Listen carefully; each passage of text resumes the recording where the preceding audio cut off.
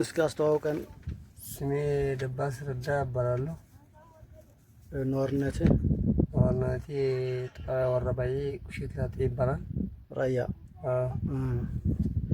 እሺ፣ ያለህ የአካል ጉዳት ምንድነው?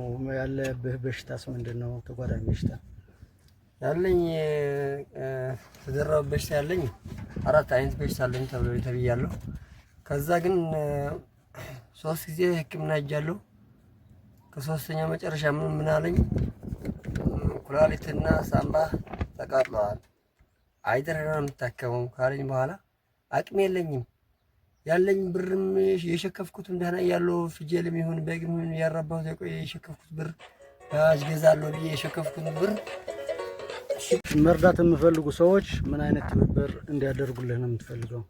እኔ የምፈልገው በቃ እቺ ሰው እንዲገዙልኝ መንቀሳቀሻ በቃ ያቺ በቀን 10 ብር የሚያገኝባት ቦታ ደርሼ ለመምጣት እሷን መንቀሳቀሻ፣ ከዛ ተቻላቸውም ትንሽ ድንኳን ከፍቼ ከዛ ጋር አፌን ልችልባት እሷን ከከፈትልኝ ነው በቃ የሚማጸነው ነገር። ከዛ ደግሞ ታከም በቃ ካልታከምኩ መሞት ነው። ምንም ነገር አማራጭ የለኝም። በተለቀም መታከም ነው የሚያስፈልገኝ። በትልቁ ታክሜ ከዳንኩ ደግሞ መንቀሳቀሻ ነው የሚያስፈልገኝ። ከዛ ትንሽ ድንኳን ከፍቼ እሷን ቁጭ አፌን ልቻልባት እጄም ዱላ በመያዝ ማለት ነው የሚያሳየሁት።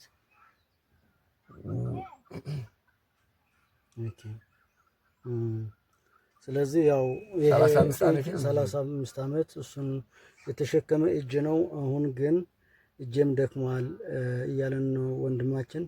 ስለዚህ ለዚህ ወንድማችን ማንቀሳቀሻ የሆነው ሞተር መገዛት አለበት። እንደገና ደግሞ ከዚህ ከአካል ጉዳቱ በተጨማሪ ሌሎች ተጓዳኝ በሽታዎች ኩላሊቱም ላይ ጨጓራውም ላይ በትልቁ ሳምባም እየታመመ እንደሆነ እየነገረን ነው። ያው ሰው ለመርዳት ሰው መሆን በቂ ነው የሚባል መርህ አለ። ከዛም ባሻገር ነው ያው የአንዳንድ ሰዎች ችግር ጧሪም ሳይኖራቸው አካል ጉዳተኛ ሆነው ሲኖሩ በጣም የሚያሳዝን ሁኔታ ላይ ነው የሚኖሩትና ያው ይሄ ልጅ ረጅም ርቀት እየተንቀሳቀሰ ነው ወደ ባጃጅ ማህበሩ የሚሄደው፣ ቀላል ርቀት አይደለም። ከዛ ውጭ ደግሞ ያው እርሻ ገጠር ቦታ ስለሆነ እርሻ ማረስ የማይችል ያው እርሻውም ማረስ ባለመቻሉም ጭምር ነው ይሄ ተደራራቢ የሆነ ችግር የደረሰበትና ያው ሰው ለመርዳት ሰው መሆን በቂ ነው ብያቸዋለሁ። አሁን መተባበር የምትፈልጉ በገንዘብ ለመርዳት የምትፈልጉ ወንድሞች የምትልኩበትን የባንክ አካውንት ይነግራችኋል። አካውንቴን ንገራቸው። አካውንት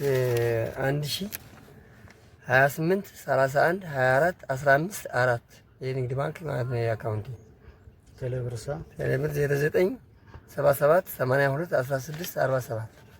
ኢንሻአላህ በቃ ወንድሞቻችን ተባብረው ያለብህን ችግር ተወግዶ በጣም ደስ ብሎ በጥሩ ሁኔታ መተን እንደምንዘየርህ ኢንሻአላህ ተስፋ አደርጋለሁ። አብሽር ወንድማችን በርታ፣ ጤንነትህ ይመለሳል። ያው መተባበር ልምዳችን ስለሆነ በመተባበር ገንዘብ ደግሞ አይጎድልም። ለሰደቃ የወጣ ገንዘብ ይጨምራል እንጂ ኢንሻአላህ አያከስርም። እንደምተባበሩና መተን እንደምናስደስት ኢንሻአላህ ተስፋ አደርጋለሁ። አብሽር ወንድማችን። ኢንሻአላህ